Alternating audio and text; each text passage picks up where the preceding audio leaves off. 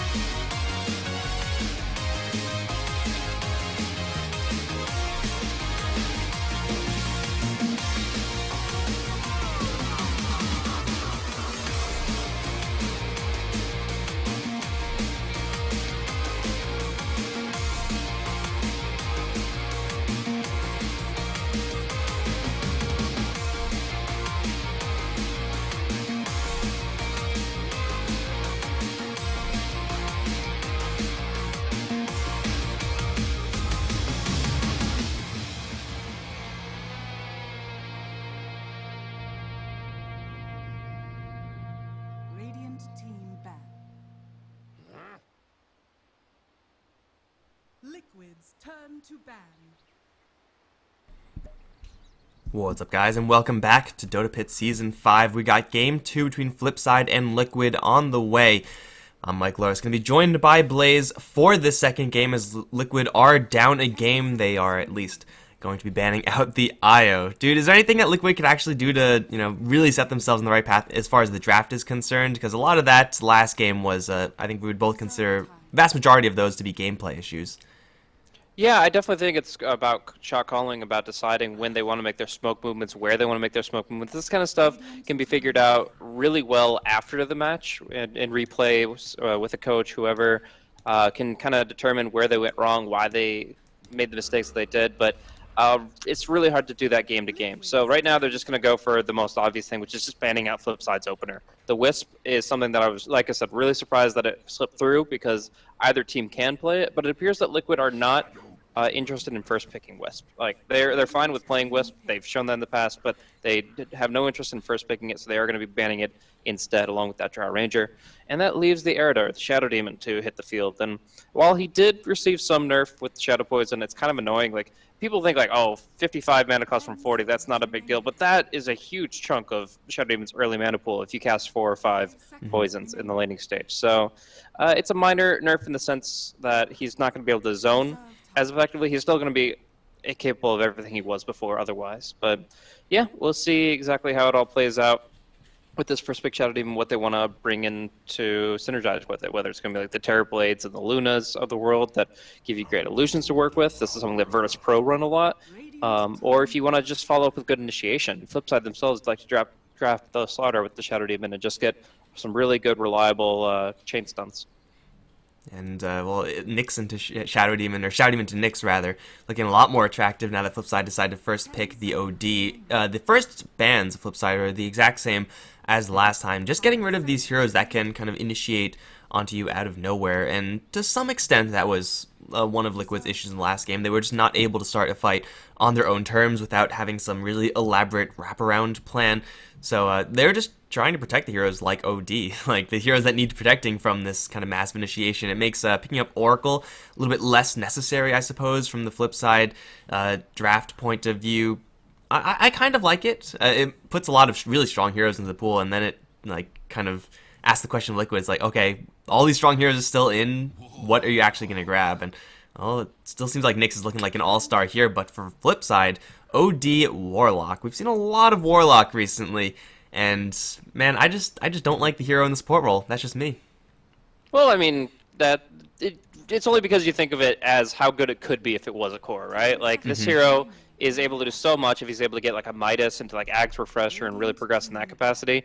But we've seen, especially from Wings Gaming, when Ice started picking it up and playing it like a greedy 4 position, then it still can accomplish quite a lot and can do some amazing things. The big thing in my mind is that they're looking for these big, long cooldown ultimates. They expected Luna to come out with Shadow Demon. It's definitely the most common pairing in this metagame. So when you look at the fact that Eclipse has this pretty long cooldown of 140 seconds where they can't fight without it, you can just double down on your own really long cooldowns. 160 seconds on Size Eclipse, 165 on Chaotic Offering. And this allows you to always have the bigger CDs to engage upon.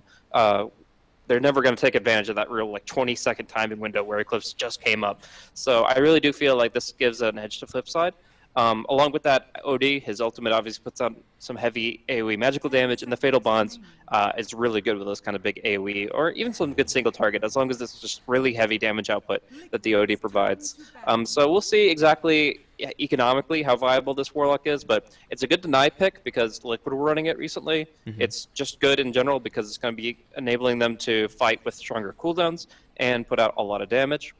On the other hand, TMW OD is actually a classic. Like back 2013, I was casting OD with like he had the Astral Imprisonment based intelligence skill. TMW is probably one of the best in the business when it came to that. Definitely like top 2 or 3 in the European region. So kind of a throwback to one of TMW's best heroes, and going to be playing it up against Miracle in the mid. And whenever I see a Warlock, I'm always like, okay, how broken is Upheaval going to be? And then no one ever uses it. But I'm hoping that this is going to be the day. But quick look at the bans right now. FlipSid, again, almost exactly the same bans, if not the exact same. It's very close. Taking out these kind of frontliner-esque heroes in the Sand King and the Faceless Void. Heroes that can still initiate out of nowhere. Like, all 4 of these FlipSid bans are heroes that usually start the fights. So, I mean, they've showed off that they could play a Clockwork, a hero that's not really in the comfort zone of every single team, but FlipSid are okay with grabbing that if they want to start the fights, forcing Liquid to go to kind of the heroes that need a little bit extra to start the fights, as in Slardar, as you mentioned earlier. Like, it's not easy to get a Blink Dagger and then start fights whenever you need to, because sometimes you just don't have enough farms. So I like how FlipSid are kind of taking that angle, and we'll see if they're able to fully reap the benefits of it by getting heroes like OD, who are just going to make so much use of that extra time where they're not going to be jumped on. But Coddle and Lifestealer also going to be taken out on the other end, as FlipSid are going to run back the Earth Spirit. Pretty darn good in the hands of Roger, and is also a really good hero to have up against Luna and Shadow Demon. The damage that Earth Spirit does is actually going to be pretty relevant here. Yeah, but you made a really good call with the Nyx Assassin. That is a hero that is really strong against OD, decent against Warlock with all the AoE spells flying out. You're definitely going to carapace him. So the way I see it is that you talked about these initiation bans, the Faceless Void, the Sand King. Nyx fits right up in there as a hero to start the fight. One good Impale can turn into a Ravage practically, and you definitely have to be wary when Mind Control is in a comfortable position in terms of initiation. So I am very surprised Nyx went through to Phase 2, and it seems to be a pretty good answer to a lot of what FlipSid are bringing. So if this hero is able to get a pretty early level 6, it's at the very least going to be taxing the enemy supports, and that's something that they can't really afford because, well, yeah, if you just grab some dust and you translate it into kills on a bounty hunter, you're going to be doing pretty well for yourself. If you're just spamming sentries just to prevent Nyx from moving against you, but not actually getting kills against him, it actually just continues to detract from your economy, which like I said, Warlock doesn't really have going for him. If Roger's roaming on the Earth Spirit and Warlock is playing this 5-position safe lane support, he's really not going to have that much income to work with, and just putting it all in the sentry wards is not making the most of this hero. And then even like in the kind of later stages of the game when Nick Assassin actually has a little bit of extra power in those initiations, taking a support hero offline is always going to be nice, but when that support hero is Warlock, when you can get rid of that threat of Fatal Bonds and Chaotic Offering as well just by yourself or with minimal help, then that's some really, really heavy reward for not that much risk with this Nick Assassin pick. In fact, I don't even remember the last time I've seen Nick Assassin just get completely dumpstered in lane and then is absolutely useless. Seems like every single game we see him, he's just getting pretty much the gold he needs to be as effective as an assassin can be. And there's better games, there's worse games, but he's always going to end up doing his job. So that is a concern for FlipSid. And now another concern arises where the Luna has the extra sustain if we do get to that siege point in the game. But perhaps more deadly is the fact that Dazzle Shadow Demon is a combo that does a lot of damage. Oh, most definitely. There is a lot of potential damage output coming out from Liquid in the early stage. They're going to be able to be very aggressive and active on these lanes, and we definitely are going to be looking at a different feeling from Liquid. And I almost wonder if it's the shift of captains. Like sometimes you shift captains just to like have mind games, and it's not actually like a real change of overall game plan or even decision making in terms of the draft. But we did see from game one, Kuro was drafting, and now Miracle has the button under his hand, so he makes the final call for pretty much any of this. And like I said, it could mean absolutely nothing, but right now Liquid just seemed a little bit more cohesive as a unit with these kinds of heroes. Like they're able to coordinate with the Shadow Demon Dazzle. They're able to use the Nyx Assassin to set up these really cool gank plays, and I feel like they're going to be able to push in between those cooldowns, even without Eclipse, pretty effectively, because they have the heroes to make it work, either with the illusions from Disruption or just from the Shadow Wave to spam out the wave. So I actually think that Team Liquid are going to be able to at least get an early advantage in this game, but we'll see how FlipSid fight in that mid game where they were able to really just find Liquid's weak point in game number one. I mean, for Liquid, at least in this draft, it's just so easy to play this draft. Like Shadow Demon and Dazzle, that combo kind of plays itself.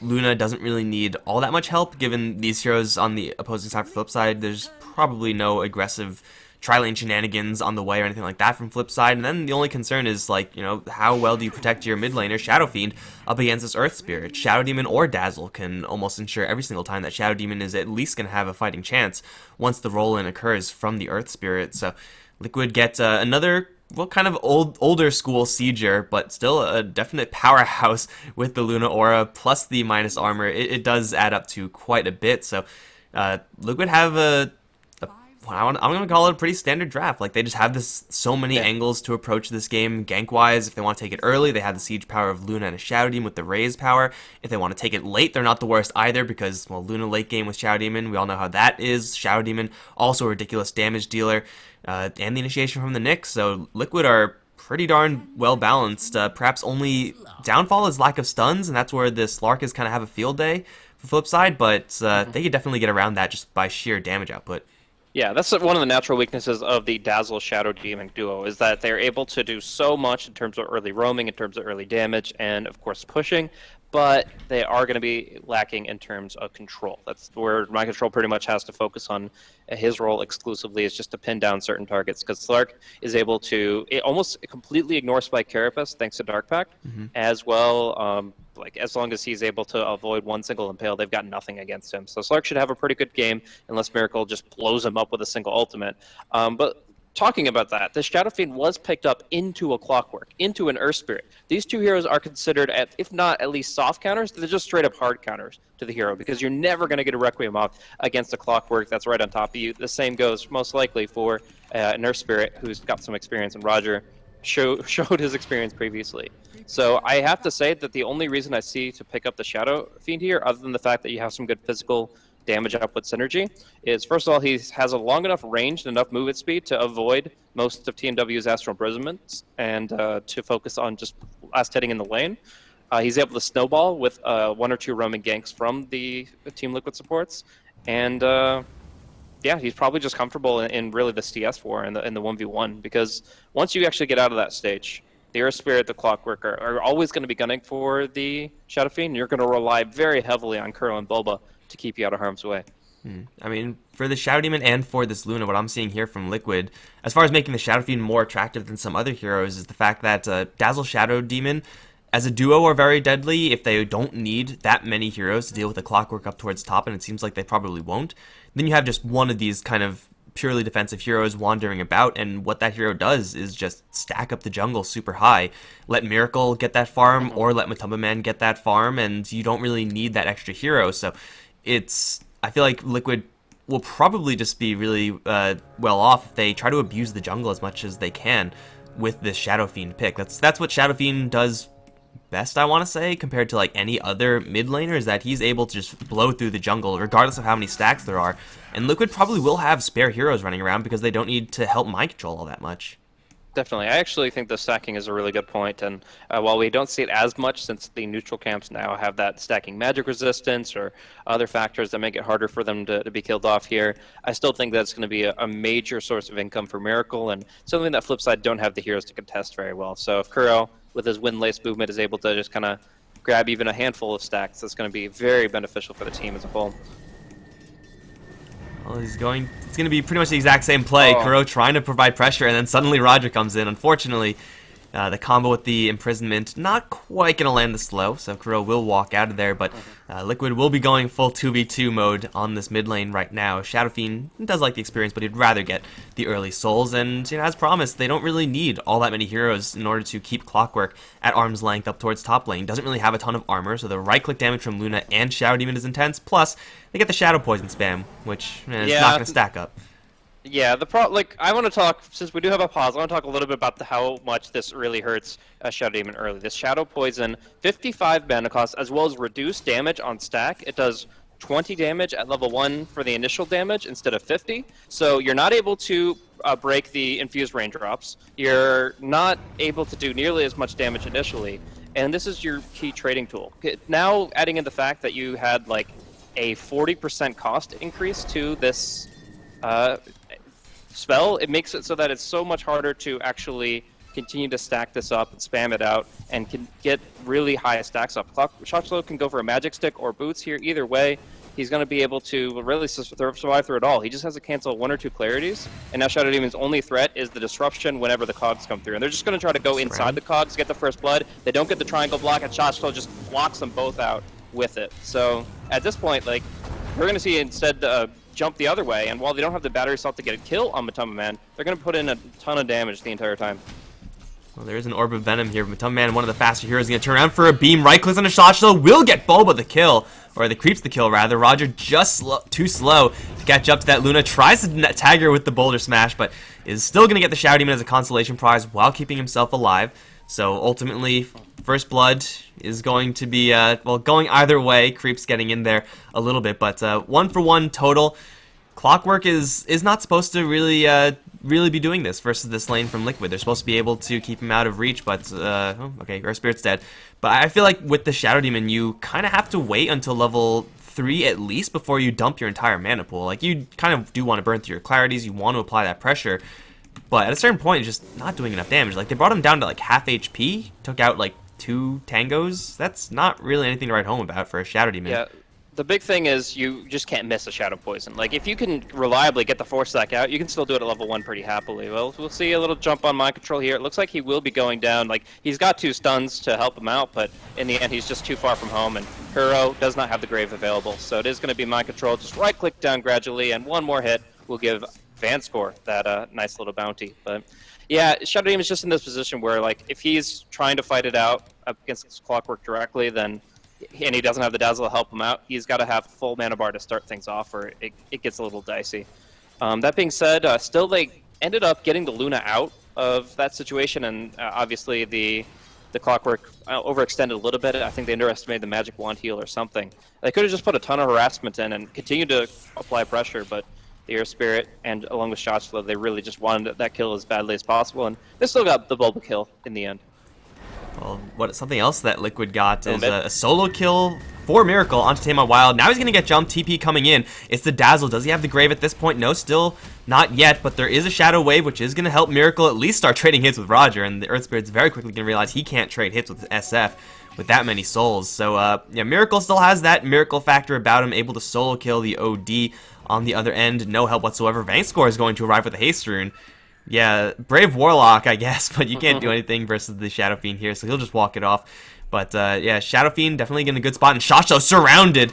The 3 points around in the trees on the top lane. Another kill for the SD, and this is a little bit more what I was expecting from this top lane. You know, the Shadow Demon and Lunage to apply the pressure, and Roger, he's doing a lot. Like, he's disrupting a lot of the lanes, getting kills for the team, but he can't be everywhere. Yeah, and that's always the issue with roaming in general, is that, like, TPs are so low cost that if you don't make a really heavy impact on the lane while you're there, you're going to realize that the map just shifts against you, and it makes it so that the points of vulnerability keep on shifting and changing, and you have to make emphasis on like the mid lane or the side lanes, and you have to change that very actively, and you have to, like you said, you can't be everywhere at once. So he wants to find another kill on Miracle here. Still has the smoke and has some intel that Miracle was going for some CS, but now the smoke is broken. It looks like he's just kind of play things a little bit slower. And Miracle, he's got his infused raindrops, he's going to have his wand, and he's going to be able to survive through almost anything. The Clockwork getting level 6 is going to be where he starts having to be really afraid again. And then it has to be a Bulba kind of over the Dazzle if he's going to have a chance of surviving that. Just disrupt and hope that's for the best. Shachlo's still not there just yet. Level 5 right now. He's going to catch him Tubman in a cage, but Luna's on a line. You don't want to catch her in a cage, and she's going to turn around and start right-clicking Shachlo, but maybe overcommitted. Stunned up as Roger is going to roll him, but Tubman's still taking enough to get out of there. Help is not coming at all. With Tubman this time getting dove on, pretty much the exact same as game 1, except this time she walks away with her life, and actually with a decent amount of health as well, so that rotation not yet bearing fruit for FlipSid. They're still kind of looking for her, but Matoma has backup coming. Beam onto the Earth Spirit and some regen from the Shadow Demon. Yeah, this is over. Yeah, Shashlo just played his position a little bit more passively there. Couldn't get more battery salt on the Lunar. That probably would have been a kill. I actually got very lucky in the timing as Bulba was denying himself from the easy neutral camp, trying to suicide to get back with full mana, as this mana is so precious for the Shadow Demon in the laning. And it took him a while because he started from 30-some-odd% HP to deny himself from neutrals, and the whole time they were right on the Luna. So she had no backup, but still Matoma Man able to survive through it, and now is probably in a good position to start pushing out the top tier 1. Well, Luna's finally going to get her salve. It was Kuroki's, so you can't drink that. Not without his express permission, but he's going to come up here and give that to him. Shachlo, Flare is going to scout out any sort of threat up towards top lane, and in the meantime we got threats going towards mid. Sentry is on the deck here for Tame My Wild. He has Roger behind him, so he's probably feeling pretty good, but he may not expect Mind Control to be here. Mind Control is going to land the stun, but on the wrong target. The Earth Spirit is going to absorb that and should be able to back off just fine. First Nyx rotation, not going to do all that much. And this is going to buy even more space for the Slark, who has been completely free farming, top of the last hit net worth chart, so or the last hit chart at least. So Pseudoi, even less pressure going towards him. Mind Control is just going to return right back to the lane. But at a certain point, again, there's not much that a solo Nyx can do to stop or even slow down a Slark, especially when he's needed elsewhere. Like Miracle needs some help, although he's going to get some help with the double raise. Kills off the Earth Spirit in a flash. Kuroki didn't even need to drop the Grave there. Just not enough damage coming out from this OD Earth Spirit combo. Yeah, early on, this OD just doesn't do nearly as much, and in this position, the infused raindrops have really been paying off. Like, being able to negate almost that entire Astral Imprisonment nuke. Like, everybody expects the hero to come up with, like, a huge chunk of HP missing, but twice in a row now, once favoring FlipSid and now favoring Liquid, this infused raindrops has really been paying dividends against the OD early. And from there, yeah, they're able to have the ability to turn it around. Miracle very confident in his ability to hit those raises under pressure and is able to get himself a 2-0 kill line here at the 8-minute mark. Comparing the offlaners, we did see the Nyx Assassin go for the Iron Talon. They're just having a little bit too much trouble bottom lane against the Warlock. Very good at just putting raw damage in through the Fatal Bonds or Shadow Word, and that means that the Nyx has to play it pretty passively. So he went for the Iron Talon, failed his first Vendetta gank, and I expect that he's really going to be pretty hungry for some kills, because the more experience you get, the faster you get that max mana burn, which is so important against the OD. Yeah, I'm not sure if he's able to get out of this one. Shadow Word rather, it's level 3. Mind Control still ticking, and dead. Warlock DPS is real. Venomancer, eat your heart out. So Nick Assassin is going to go down.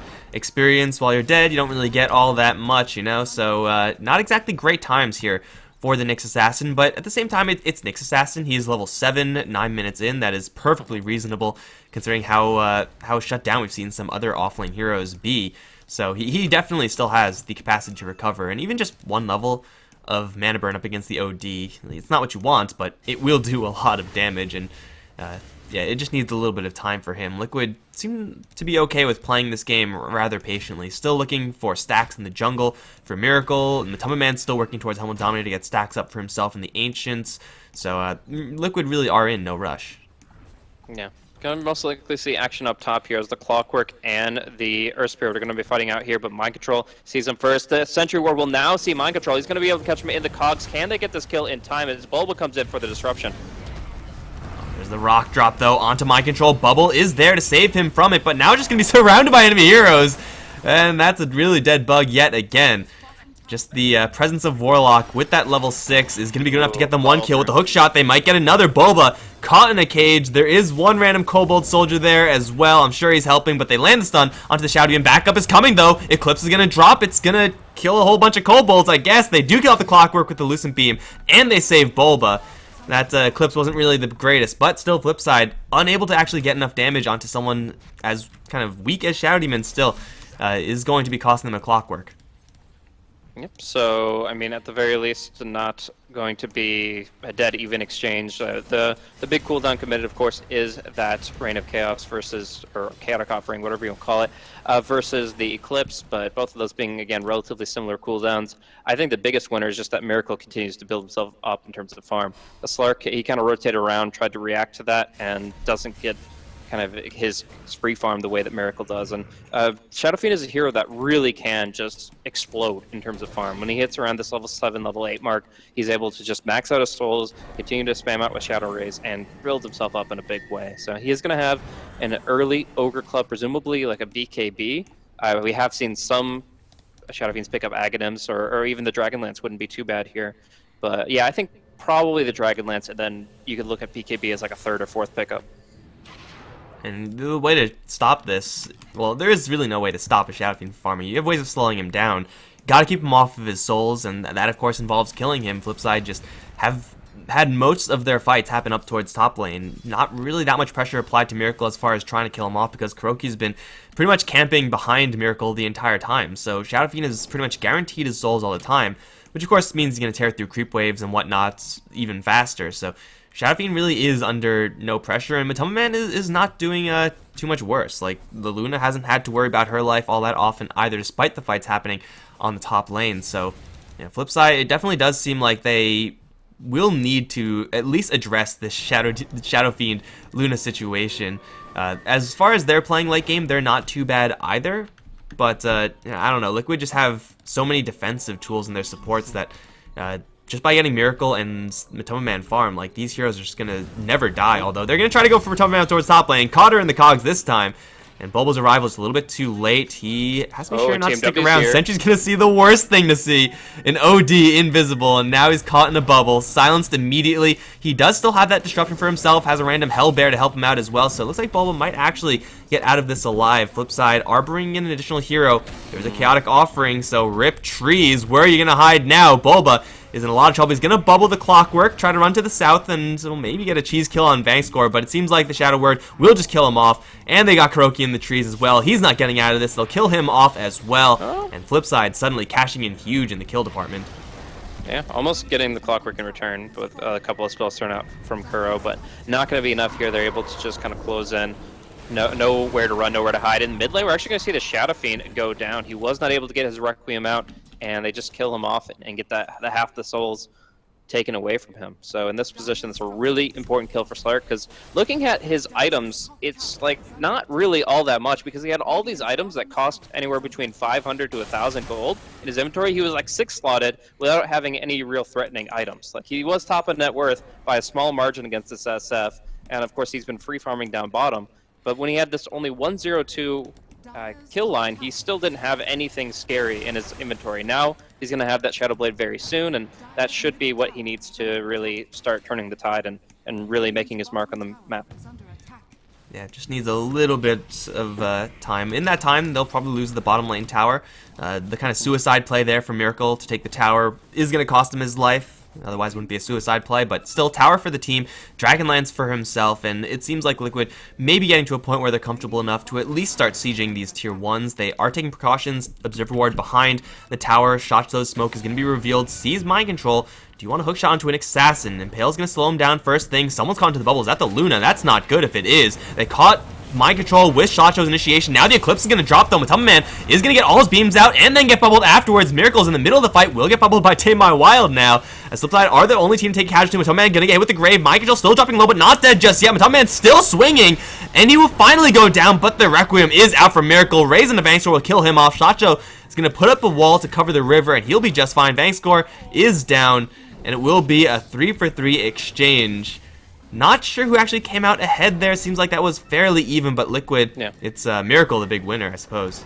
So yeah, because if you evaluate Slark as well as Luna evenly, then it would be an even exchange if not for the net worth deficit. The fact that Liquid were behind at this stage of the game, the comeback mechanics kick in and they're able to profit a lot more. But going roll to roll, it's pretty comparable. The Nyx Assassin died while 2 supports did, so the Clockwork gets the last laugh there, but overall I think that the main hero to profit from it, yeah, is the Shadow Fiend. He already had this Dragonlance most recently finished. He can either go straight to Pike for this, so that he doesn't have to worry about the Clockwork, or get something that allows him to better fight up against the Slark.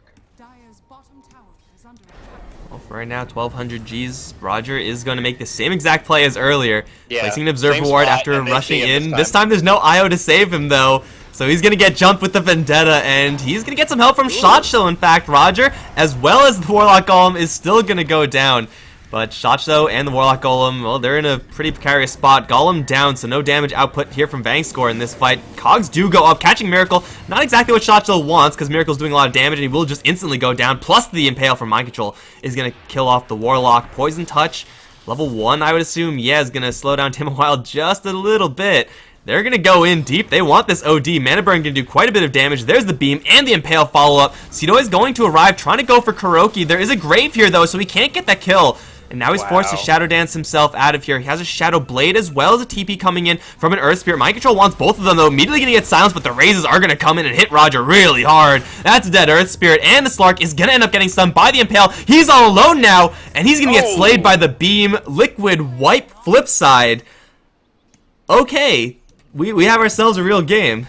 Absolutely, that's just so tremendous for Liquid. I cannot understate how much of a game changer that last sequence of events was. They start off with just finding Roger doing his own typical Roger thing, Earth Spiriting through the trees. Like he said, he didn't have any backup in terms of the Wisp, so he should have just been the sacrifice. It should have been, oh man, I went too far, too deep, I got cut out. It's 1 death. Instead, we get to see why Shotzo might have a 37% win rate on Clockwork, because he just doesn't know when to quit. He goes in, he hooks somebody that's full HP, gets right on top of them, and then they get a 2-man Fatal Bond Chaotic Offering. Just not the value that you're looking for when you don't have all 5 heroes ready. 2 cores were halfway across the map when that all started, but he still dove under tier 2 tower to try to save his buddy. Earth Spirit was dead to rights, 100%. And Clockwork leads the charge for just sacrificing themselves one by one until all 5 of them are wiped out. And Liquid, I don't think they lost a single hero. Like, that's absolutely insane. Like, where this game was pretty even, and it just came down to, like, how different objectives were taken and how different cooldowns were used, how effective the Eclipse was in the next couple fights. Now it's just a wash. Now Liquid suddenly have this tremendous advantage. They're going to have a BKB up on Miracle very soon. And on top of that, of course, Luna taking the Roshan, taking the Aegis, and not afraid of anything. Shadow Blade also revealed from the Slark, and that's in the tail end of that last engagement. So we see Liquid on the bottom lane already packing the sentries, keeping Matama Man as safe as possible versus any shenanigans from said hero. It just seemed like that fight couldn't possibly have gone any worse there from FlipSid. They revealed a whole bunch of items. They got absolutely nothing. That is going to be costly, but oh Jesus. In the meantime, Vangscore, I did not realize he had this much in his inventory. Hand of Midas, Point Booster, Staff of Wizardry. Core Warlock incoming, I suppose. With these type of items, you could definitely recover from a handful of bad fights. It's going to set you back, sure. But FlipSid, they just need to make sure not to go full Liquid, because Liquid kind of did that last game, and well, it ended up costing them a hell of a lot. Just play a little bit patiently, I suppose, get some cheese kills on Miracle, but I'm pretty sure Liquid off of this BKB and Aegis are going to look to at least take the last tier 1 and probably even look to tier 2s. Yeah. This is very similar to what Wings play. Is essentially they play a 5-position Warlock that transitions into a core to an extent by picking up a rather early Hand of Midas on the Warlock. Comes at the cost, however, of Roger's item progression, where Earth Spirit would be looking towards like a Veil or a Mechanism right now. Not only is it looking towards death in the Dire Jungle, losing the wards that he just placed, but he also has absolutely nothing in terms of item progression. He's been buying almost all the wards. Vanscore bought a couple, but for the most part, this Earth Spirit has been suffering at the cost of this Warlock. And yeah, Warlock has his Midas, will have Aghanims in just 1,000 gold. That's great if they can make the most of it. But right now, Liquid are really kind of hitting a real timing peak right now. And even if the Ags is up in time, it might not be enough. I mean, Ags on Warlock is always going to be great. That's just a fact. But it's kind of going up against some bad matchups, I want to say. Well, first of all, top lane, Matoma Man's going to get jumped by Seedoy. Aegis is going to keep the Luna alive for quite a long time, and they will catch, actually, the OD, as he was trying to teleport up top to help out in this, but OD for Luna. Matoma Man's going to pop the Eclipse and fight to the bitter end. Maybe a waste of Eclipse, debatable, but either way, it's a one-for-one trade. I think it might be considered a bit of a miscommunication, or maybe just Luna wasn't looking at his allies' position well enough, because normally, when you have an Aegis in this kind of a position, you have a tier 2 about 2,000 units away, you expect your team to back you up for the second life, where the first life is absolutely a sacrifice to the clockwork. You should be able to turn it back around for the second one. If you have like Manta and BKB, you pop those, you pop Eclipse, and you just go hard. That's what Luna does with Aegis. But they were so focused on what was happening on mid, and they did get a great pick off on Miracle, but they missed the opportunity up top where they could absolutely have turned that around with enough backup, and in the end they just waste up their Eclipse. So now actually FlipSid have a cooldown advantage with both Sanity's Eclipse as well as the Chaotic Offering available, and I don't think this is a time to farm Vanscore, but he's going to TP bottom, and they're not really going to be able to make the most of that timing window. Need to at least complete up this item, but back to this Chaotic Offering, like Shadow Fiend's single target focus fire, so much damage. Luna's single target focus fire, so much damage. Like, these golems, they are gonna hurt for their initial hit. I don't expect them to live for that long in these fights. It will, of course, depend on where the cogs land, who gets hit with the Astral Imprisonment, how much of a disturbance is the Earth Spirit in those fights, but Liquid do have definitely the damage necessary to kill off these golems, as Bankscore is going to give us a nice little clock timer there. Thank you, Bankscore. Vanscore sending subliminal messaging over to Miracle. Suddenly, they're going to break high ground with 6 heroes and just wipe it out. No, I don't know. But some Chinese memes that I'm not very good at, unfortunately. In the end, BKB is coming out from a lot of heroes here. You're going to be seeing it, obviously, on Miracle now, on Seedoy very shortly, and then Aghanim Scepters for pretty much everybody else. But for now, the big thing in my mind is that you're never really going to be focusing golems in the fight. Like, they're always going to be doing some good damage. And while later on Luna might hit a critical mass where she can just glaive them down really quickly, right now they're still going to be quite a nuisance, and they're going to be putting out quite a bit of damage. So it's not the ultimate game breaker compared to like Aghanims or Fresher, which just completely destroys almost anything. But at the same time, it is going to be more difficult to fight up against because of just the raw damage when that ultimate is available. I guess the question at that point is, how do FlipSid actually approach that fight? Like, Slark getting a Shadow Blade initiation or Clockwork getting a random hook shot, those are all going to be well and good, but do FlipSid have enough power to actually group up and with the intent of forcing objectives? It kind of has to be a smoke at that point, and you don't really want to drop Chaotic Offering on single targets that you find with smoke, so I feel like FlipSid are probably almost forced to play defensively and use this Chaotic Offering to defend their tier 2s? They definitely can. That's the thing, is Liquid have the momentum right now, so if you see them putting pressure like you see down bottom, then you can absolutely group up and look for an opportunity. You'll have to keep an eye out for this Nyx Assassin, who is kind of looking for a flank, looking to be in an aggressive position. And he's actually going to break the smoke immediately. Can they dust him in time? Oh, he's hiding in a corner. They're all spotted. Hookshot in is going to catch the Luna. She has been separated from her backup. Miracle, though, still has the BKB, and he is ready to go. Slark's going a little bit too deep with no backup. He's going to take a large chunk of damage before he pops the BKB. Shadow Dance is going to help him get a little bit of juice back. Mind Control in the trees in the meantime. Spike Carapace can help him disengage. There's the up, people. It does literally nothing. Feels bad, man. Flare gonna go out. FlipSid have already used the only spell they really have to force a fight in that hook shot. They're gonna catch someone in the bubble, but Liquid now are in a perfect position to actually respond to this one. Mind Control is just gonna calmly walk out as Seedoy wants back in. BKB charges are still available. There is a sentry ward on the deck. Seedoy has got to know about this, and they will de-ward, but Miracle's on the front lines. Astral Imprisonment is there. Seedoy gonna start wrapping around. Misses the pounce. Pounce is just to get in. Eclipse is gonna go down, but it does actually no damage. Seedoy's BKB is gonna keep him strong. As the Warlock Golems do drop, immediately they're gonna be buzzed down by Liquid, and they lose the Slark. Can Liquid find anyone here? Miracle is gonna Hurricane Pike forward, looking for Fang Score. Force Staff out from him is gonna keep him fine as well. Roger is gonna go in for reasons I don't know, and also the OD ends up getting stunned by the Spike Carapace on the Imprison. Here comes another upheaval, does actually nothing again, and Tame My Wild's gonna turn around for an Eclipse onto Mind Control, not quite enough damage, the Grave and the Bubble. He's definitely not dying now as Miracle's pushing forward, Hurricane Pike in, immediately into another Astral Imprisonment from Tame My Wild. But FlipSid, they've got to go. I don't know why they're hesitating about this. It's time to retreat. I mean, TMW saw a small opportunity there, but the problem is you're up against the Dazzle and a Shadow Demon. The defensive support's a little bit too strong. And, well, you talked about how vulnerable the Golems could be with their reduced health pool, and, well, that's when you use it like that, and you're literally the only thing in the fight is the Golems, then, yeah, they'll be wiped out real quick. And now we're seeing that, despite the Fatal Bond counter to the Illusions, that they're still sieging the high ground and pushing Miracle up. Oh, Hurricanes over towards the north side. Where are the supports? There is Croaky kind of in the area, but Seedoy's going to try to drive him off. Miracle is pretty much dead right now, and he will be left behind to die. Matoma Man, though, is buzzing down Roger in the meantime. Jumped on by the Slark. He needs a help, and there's the Grave. Buy him a couple of seconds to TP out. God, really? No, Imprison is going to kill him off. Everyone else is going to TP, so they will lose 2 heroes for Liquid. Do they gain Raxes? They don't even gain the tier 3 tower. That is extremely costly for Liquid.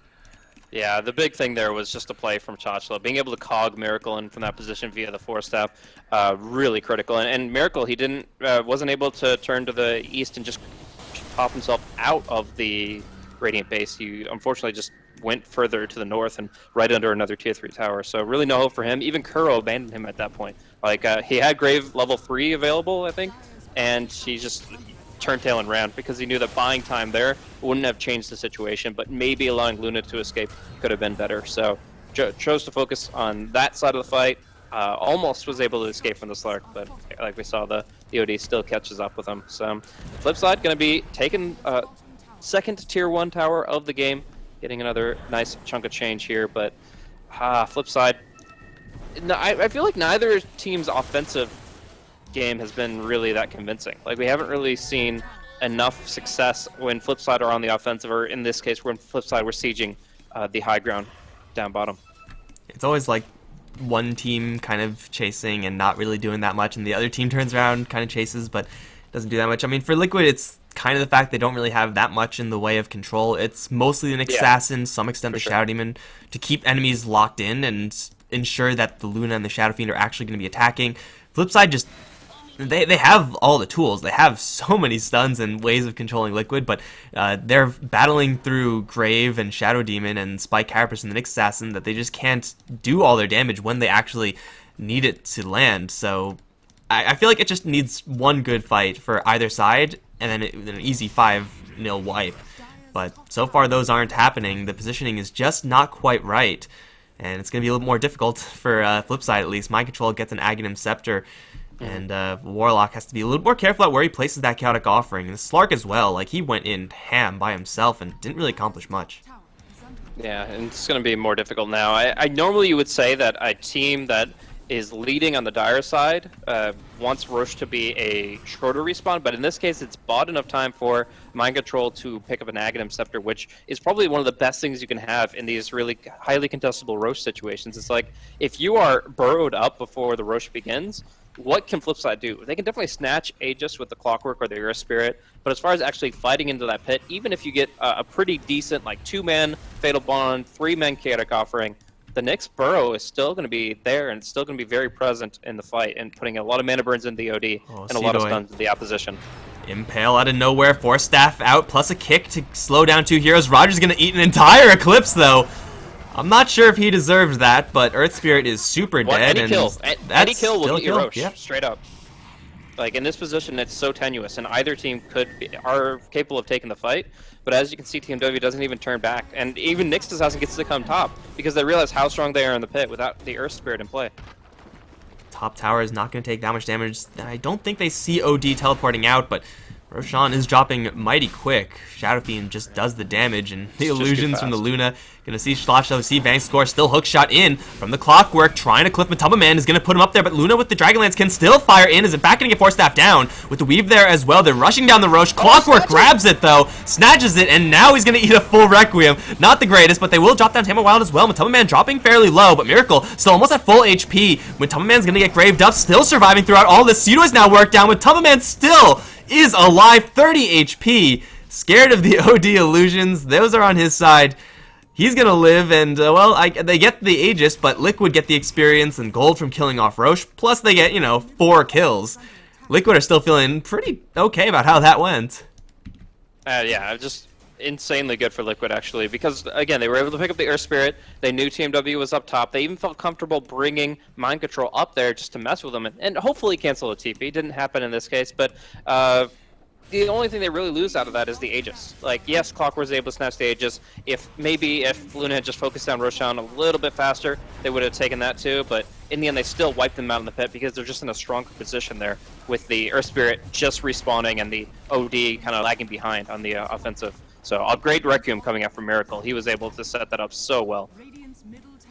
That's Rax's in favor of Liquids with a couple more seconds to take a tier 2 on the way out as well. Not to mention the gold that they got just from winning that fight. Like, we're looking at Solar Crest Dazzle, Force Staff Blink Dagger on the freaking Shadow Demon, so he's pretty loaded. Liquid are going to keep going for this one. Mind Control, Aghanim Scepter, a pretty big reason why they're going for this. BKBs, of course, up on Miracle as well. There is no Chaotic Offering for another minute, but there is Upheaval. Look at that. Look at all it's doing for the Nyx Assassin. He's taking literally no damage from anything right now.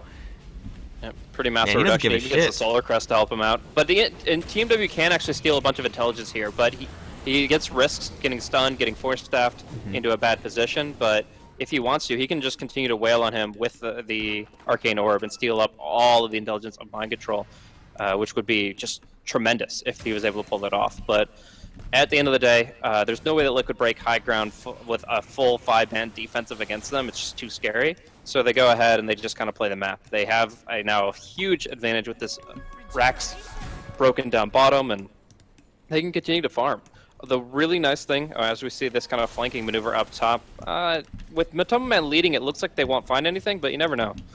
There's a gem here on Bulba.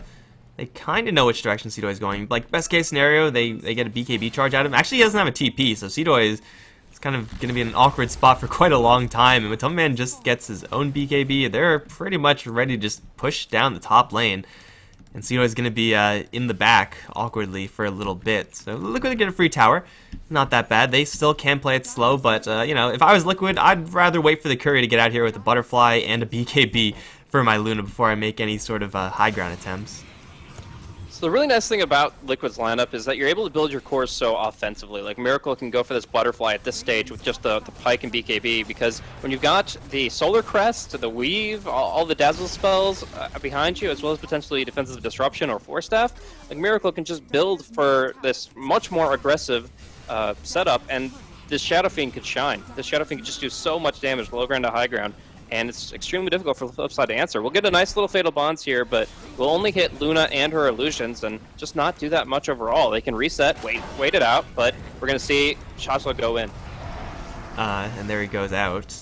Again, I'm not really sure if he deserved that Eclipse, but he is super dead. They didn't even have Seedoy on their side of the map by the time Clockwork went in. He just sacrificed himself with having no buyback, and that's not exactly a great play. Tamar Wild at least not going to hit with that Impale. That would have been an absolute disaster, but still they're not looking all that great. There's no one to really start this fight outside of hoping Liquid clump up for a Chaotic Offering. At this point, level 3 with Aghanims is going to do a hell of a lot of damage. Bonds onto everyone.